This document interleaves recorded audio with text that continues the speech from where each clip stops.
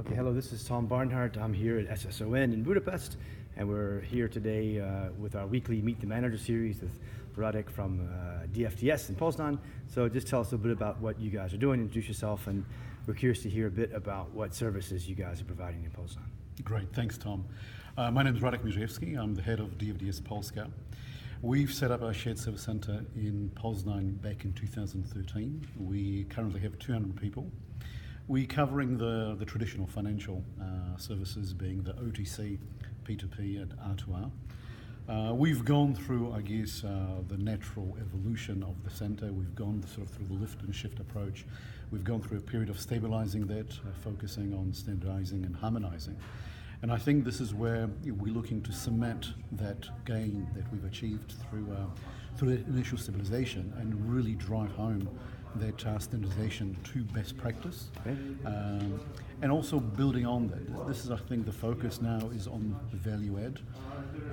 This is where we're trying to sort of build up our continuous improvement capabilities and drive that ongoing innovation, automation, simplification as well. Okay, and how's your Danish HQ, what's their perception these days of your center in Poznan? Are they supportive? Is it integral? Is it a support function? What's the kind of perception of the DFDS in Poznan from the perspective of your board? I think there's a greater recognition in terms of the integral nature that a shared service center plays in the overall organization. And I think this is where the shared service center does have a lot to offer in terms of tapping into that talent pool. We've had people with us since the beginning, so they know the business, they know the people, and this is where we can tap into it and really start focusing on the value add, doing more complex parts of the process. And you all have about 200 people right now, you said? 200, is that right? Correct. Okay, so if you go out, let's say 2 years from now, how might that change? You might grow 10%, 50%? More processes coming in from Denmark? Look, I think it's a very interesting question because we try to have a balanced approach. Yeah. Certainly there is an ongoing drive for efficiency, so that tends to release sort of additional headcount that we have. But that headcount is actually taken up with additional, I guess, quality. Compliance, moving up to the best practice standard that we have out there. So that on top of any additional functions that come our way. A very good example, right now we're actually looking for a master data manager. Previously we've had master data being purely focusing on our suppliers and customers.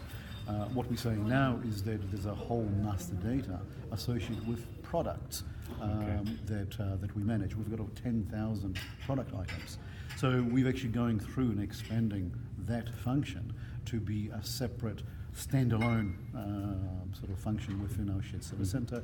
We're working very closely with procurement, and this is where this partnership comes into play and plays a very important role. Okay, and a big topic today at all the conferences these days is RPA, robotics. Is that something, automation? What more are you doing on that front, if anything? Exploring that, doing it? Where are you in the process of RPA adoption? Look, I think this is like an ongoing process. I think one of the key things that we've explored is that robotics is not something new. It is something that we've been doing, in everything but name for quite some time. So automation and robotics can be done in a very sort of small local aspects, but you can actually have quite broader programs as well. For us, robotics works hand in hand with two other elements. It's about standardizing the processes. The more the processes are standardized and harmonized, the more it makes sense to actually have robotics in place. Yeah. And the third element is the IT enablers. We are actually looking at a new ERP system for us that will enable us to actually move even further up the sort of the automation and the robotics. Okay. And Poznan as a city, how's Poznan for finding people, recruiting people willing to live there, move there? Is the city supporting the sector much? Tell us a bit about the environment of Poznan. Well, Poznan as a city is it's a very vibrant city. It's quite interesting because it's actually quite condensed. Okay. So we're actually got an office very close to the city centre, very close to all the transport hubs, all the restaurants, the hotels, and sort of the entertainment is there. From a location perspective, 2 hours drive to Warsaw, 2 hours drive to Berlin, Yes. so smack in the middle. Yeah. So it's a nice place. You're driving fast for 2 hours to Warsaw. In theory, anyway. So it's a nice central place. Yeah. If you're not in the capitals, Yeah. a place like Poznan is a good place to be. Yeah, good. Radek, thank you very much for your time. Enjoy the rest of the evening, and see you next time. We'll check in with you maybe in 3 or 4 months. Wonderful. Tom, it's a pleasure. Thank you very much.